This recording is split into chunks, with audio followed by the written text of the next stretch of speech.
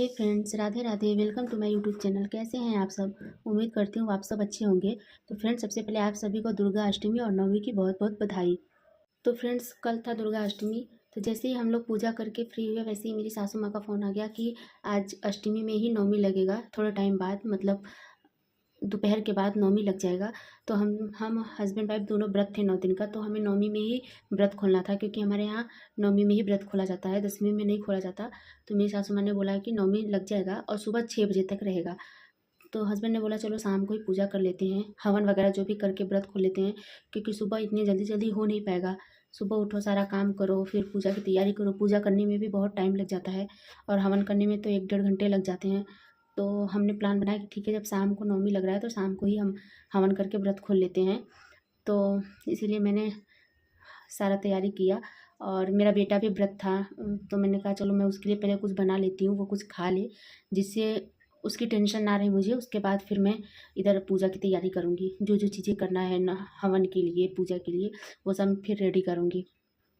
तो मेरे husband market चले गए, जो सामान चाहिए था लेने के लिए। इधर मैं अपनी बेटी को पकड़ के रखी थी, जिससे वो उनका पीछा ना करे जाने के लिए।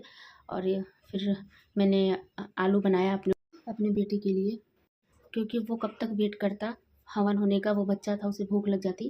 तो मैंने आलू ज़्यादा ही उबाल रखा था, क्योंकि मुझे भी खाना था। हस्बैंड तो मेरे कुछ खाते नहीं। लेकिन जब मैंने सुना कि अब शाम को ही हवन करना है और व्रत खोलना है, तो मैंने सोचा चलो अब मैं क्या बनाऊँ, खाऊँ। तो मैंने बस अपनी बेटी के लिए बनाया, जिससे वो खा ले। उसके बाद फिर तो मेरा आलू बन गया था और मैंने अपने दोनों बच्चों को खिला दिया था। फिर मेरे हस्बैंड ने बोला कि कॉफ़ी बना दो, तब तक मैं कॉफ़ी ही पी लूँ, क्योंकि शाम हो जाएगा, ज़्यादा टाइम हो जाएगा। और मैंने बोला शरबत बना दूँ, तो उन्होंने बोला नहीं, मैं शरबत नहीं पीऊँगा, क्योंकि उन्हें जुकाम हो गया था और खांसी वगैरह भी आ रहा था, तो तबीयत ख़राब ना हो जाए, इसलिए उन्होंने बोला नहीं, कॉफ़ी बना दो, मैं कॉफ़ी ही पी लूँगा। क्योंकि मेरे हस्बैंड 9 दिन कुछ नहीं खाते। मैं तो आलू वगैरह खाती हूँ, अगर मैं कुछ नहीं खाऊँ तो मेरा बीपी लो हो जाता है और मैं बीमार होने लगती हूँ। तो इसलिए मैं तो खाती हूँ, लेकिन वो कुछ नहीं खाते।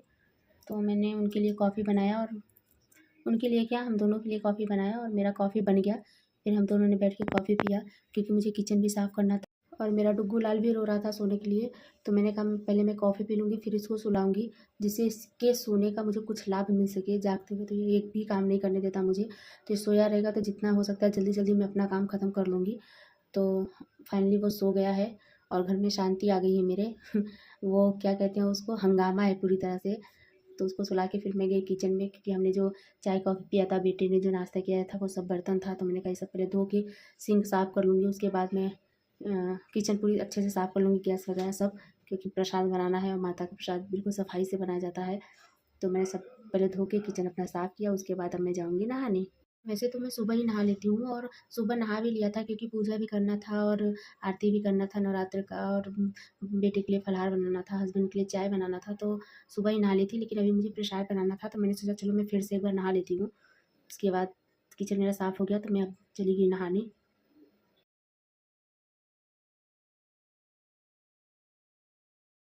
नहाने के बाद मैं आ गई अपने मंदिर में अखंड ज्योति का घी चेक करने, कहीं अगर घी कम हो तो मैं उसमें घी डाल दूँ।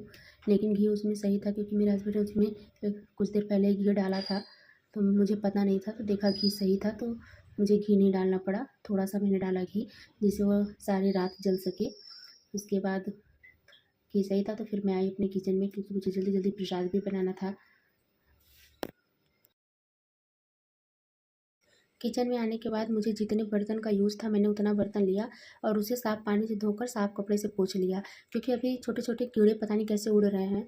तो वो सब बर्तन पे जाके बैठता है, तो वो नुकसान भी करता है और अच्छा भी नहीं लगता। तो साफ़ कपड़े से मैंने पोंछा। उसके बाद मैंने आटा लिया, क्योंकि मुझे बनाना था प्रसाद के लिए पूड़ी।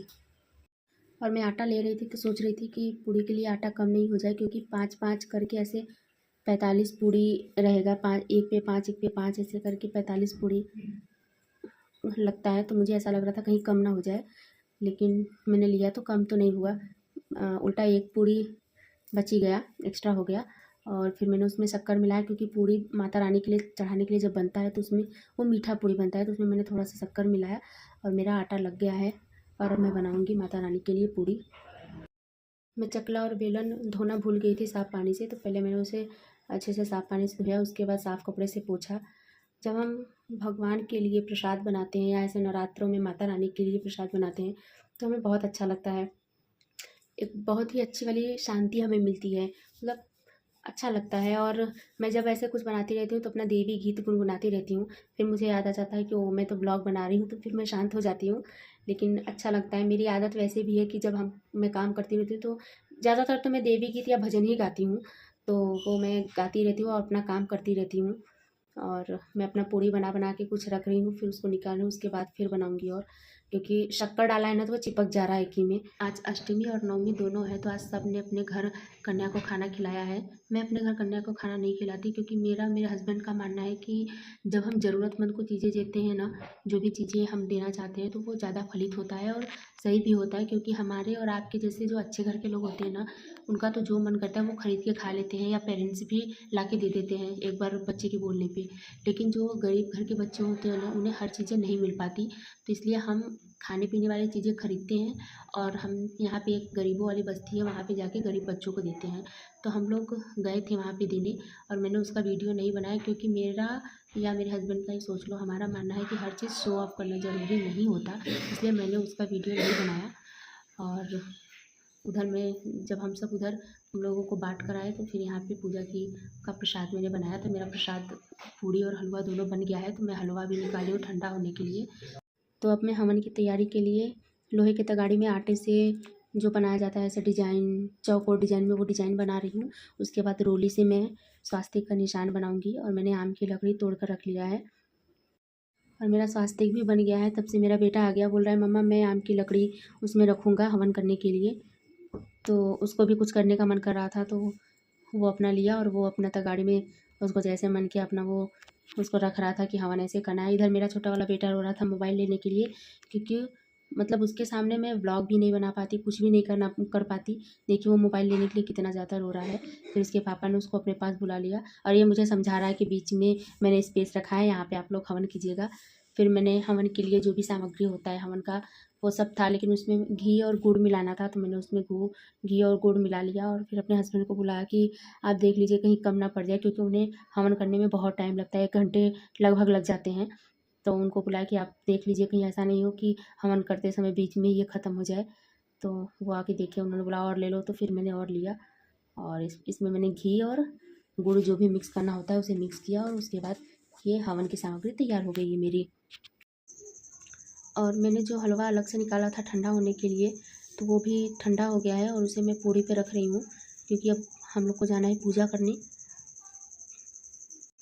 और एक तो पूड़ी और थोड़ा सा हलवा मैंने हवन के लिए भी उसमें तोड़ के मिक्स कर लिया, जिसका हवन किया जाएगा।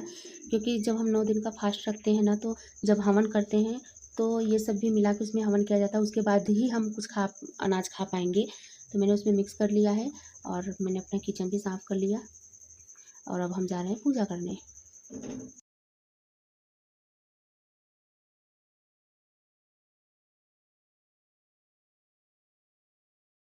फिर उधर मेरे हस्बैंड मंदिर में बैठ गए थे अपना पूजा करने, जो उन्हें मंत्र वगैरह करना होता है, वो अपना मंत्र पूजा करने लगे। फिर मैं इधर से प्रसाद लेके सब मंदिर में गई, और इधर मेरा पूजा शुरू हो गया है।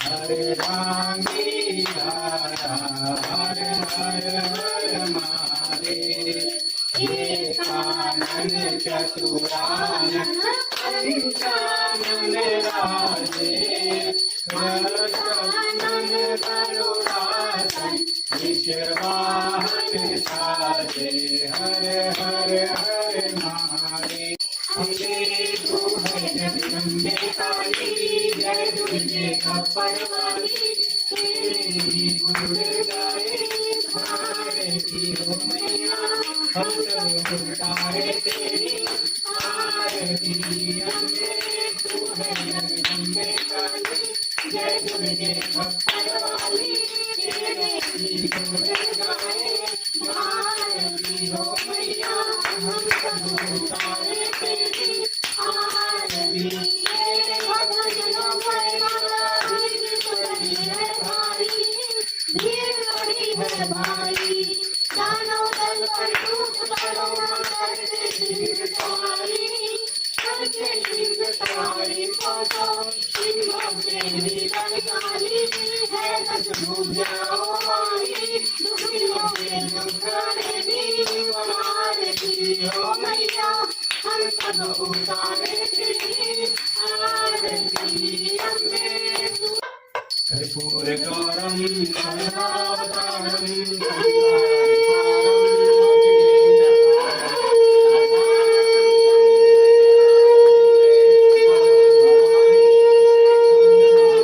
त्वमेव माता च पिता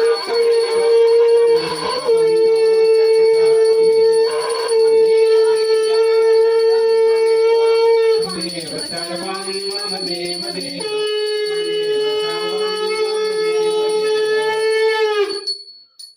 तो मेरा आरती हो गया है और फिर मेरे हस्बैंड इधर अपना क्षमा याचना करने लगे। और मैंने सभी आरती का अपने एक एक कड़ी लिया है, क्योंकि मैं पूरा लेती तो वीडियो बहुत ज़्यादा लंबा हो जाता, और नहीं लेती तो वो भी नहीं ठीक था, क्योंकि माता रानी का टाइम अभी चल रहा है। तो मैंने सोचा कि एक एक कड़ी कम से कम आरती का ले ही लूँ। उसके बाद फिर इधर हवन की अभी तैयारी हो रही है, फिर हम सब बैठ गए हवन करने। मेरा डुग्गू लाल भी अभी हवन कर रहा था। दुर्गाय नमः स्वाहा, महाकालिकाय नमः स्वाहा, तुम ऐसे भी डालो तो फुल डाल देता। ओम हनुमते नमः स्वाहा, स्वाहा स्वाहा, स्वाहा।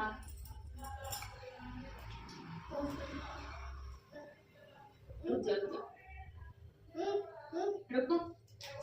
स्वाहा, स्वाहा। रुको, भी पापा को स्वाहा बोलने दो। आरती करने जा। तुम देख रहे हो क्या हवन का? ओए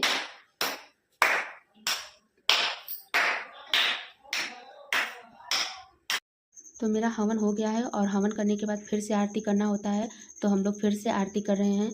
और ये 9 दिन का नवरात्र माता रानी की कृपा से बहुत ही अच्छे से बीता।